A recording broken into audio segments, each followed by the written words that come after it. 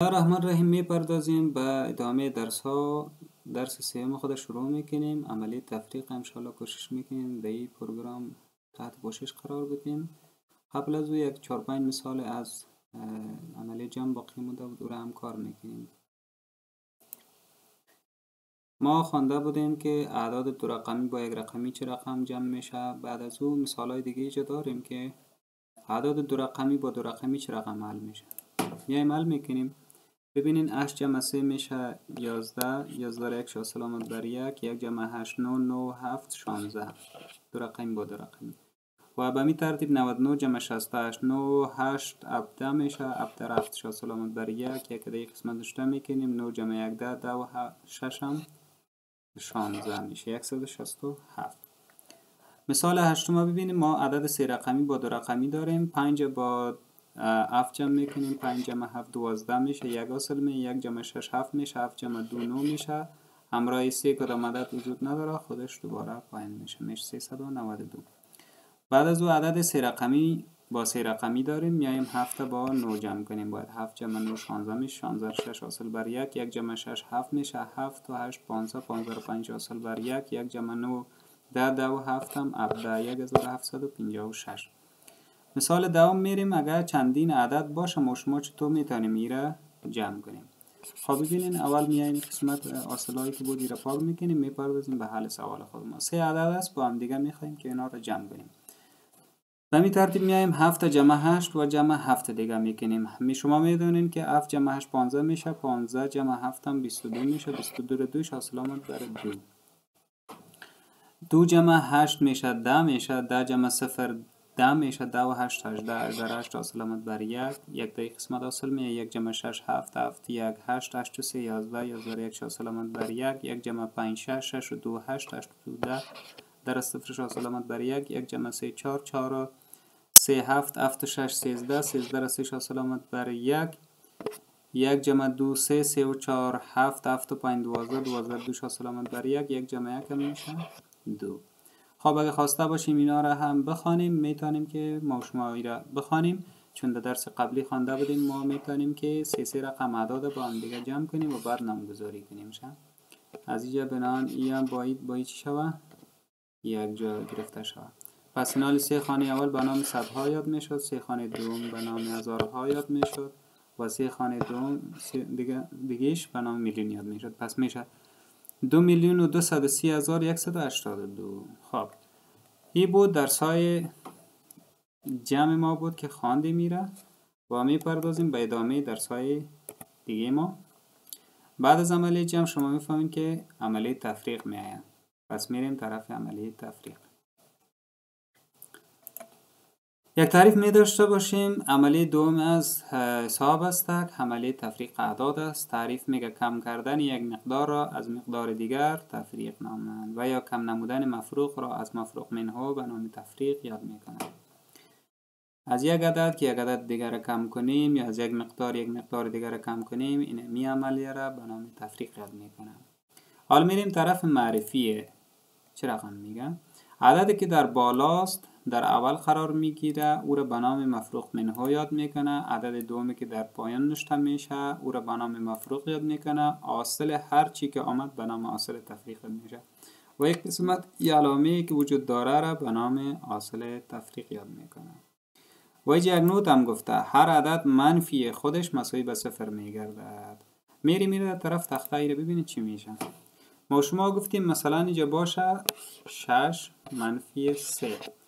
این عدد که بود مفروق منه بوده.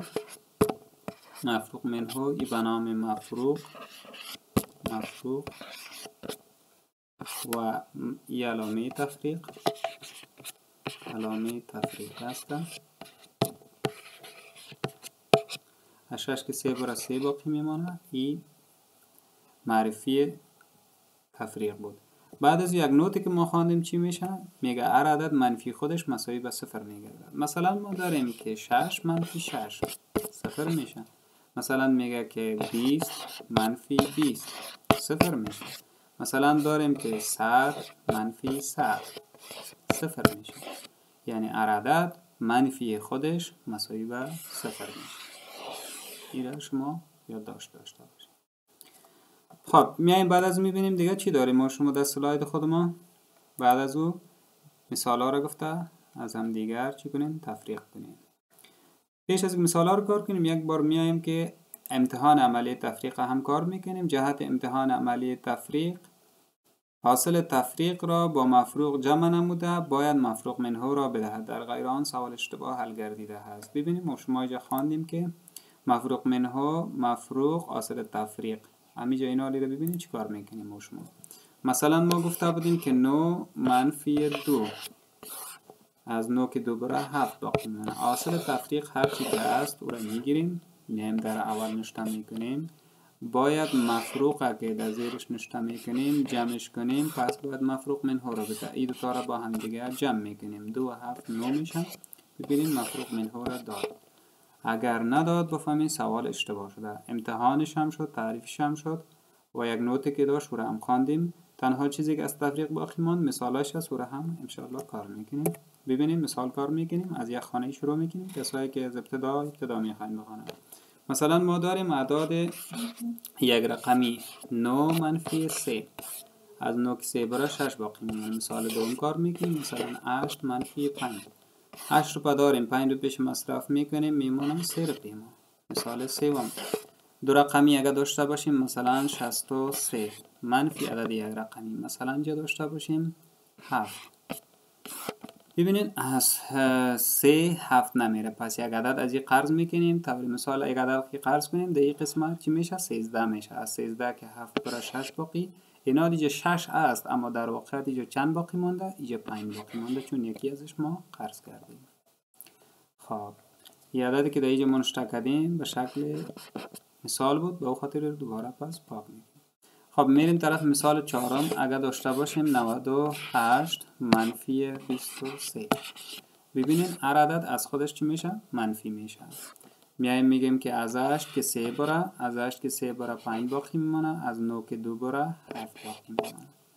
خب میریم مثال های بیشتر کار میکنیم که زیادتر شد مثال های ما. مثال پنجم اگر داشته باشیم 983 منفی 786. ببینین از 3 6 منفی نمیشه، از 8 قرض میکنیم بر 3 یک قرض کنیم 13 میشه، از 13 که 6 بره 7 باقی میمونه. در اینجا 8 است اما 7 در واقع مونده، بر از یکی 9 قرض میکنیم میشه 17.